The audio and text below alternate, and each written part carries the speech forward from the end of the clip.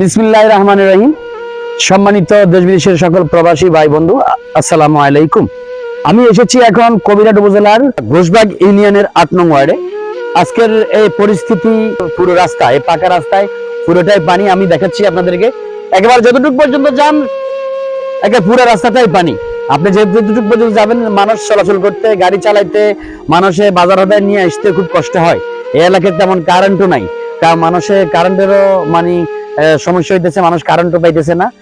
জলবদ্ধ হয়ে বাড়ি ঘরে পানি অনেক উঠে গেছে। তো আমি আপনাদেরকে দৃষ্টি আকর্ষণ করে বলছি, আজকে ঘোষবাগ ইউনিয়নের ৮ নং ওয়ার্ড নিউজটি আপনাদেরকে আমি দিচ্ছি। যারা যে এখান থেকে দেখছেন, আমি বলবো সবাই একটু দোয়া করবেন। এই যে এলাকার যে বাড়িগুলো আছে দেখাচ্ছি, এই বাড়িগুলোর মধ্যে পানি, বাড়িগুলো উঠানো পানি। এই যে এই সাইডে যে বাড়িগুলো আছে, এগুলো তো মনে করো অনেকগুলো পানি হয়ে গেছে। তা আমি অনুরোধ করব, যারা দূর থেকে দেখছেন, প্রবাস থেকে দেখছেন, আমি অনুরোধ করব আপনাদেরকে, আপনারা এই লাইক করবেন, শেয়ার করবেন, কমেন্ট করবেন। কবিরহাট উপজেলার ৪ নং ঘোষবাগ ইউনিয়নের ৮ নং ওয়ার্ডে এই পরিস্থিতি। আমি আজকে 13 জুলাই 2025-এর আজকের এই নিউজটি আপনাদেরকে দিচ্ছি। যদি বৃষ্টি আরো হয়, এটার মধ্যে যদি আরো বৃষ্টি হয়, তাহলে কিন্তু পানি আরো বেশি বাড়তে পারে।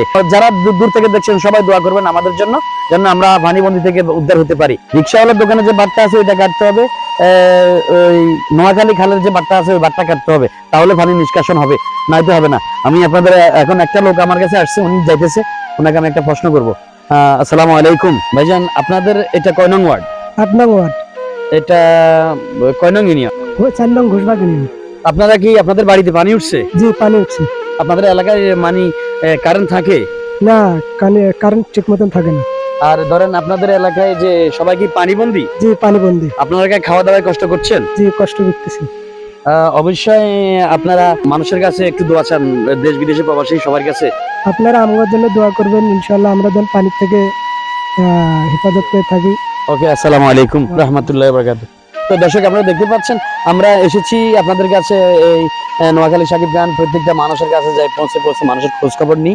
আমি এখন এসেছি কবিরহাট উপজেলার ৪ নং ঘোষবাগ ইউনিয়নের ৮ নং ওয়ার্ডের এই বন্যার পরিস্থিতি আপনাদের কাছে তুলে ধরলাম। সবাই দোয়া করবেন, আর আমার এই ইমরান টিভি 2 ইউটিউবে যাই সাবস্ক্রাইব করবেন। ইমরান কিংস আমার ফেসবুক পেজ ফলো দিয়ে আসবেন। ওকে, আসসালামু আলাইকুম।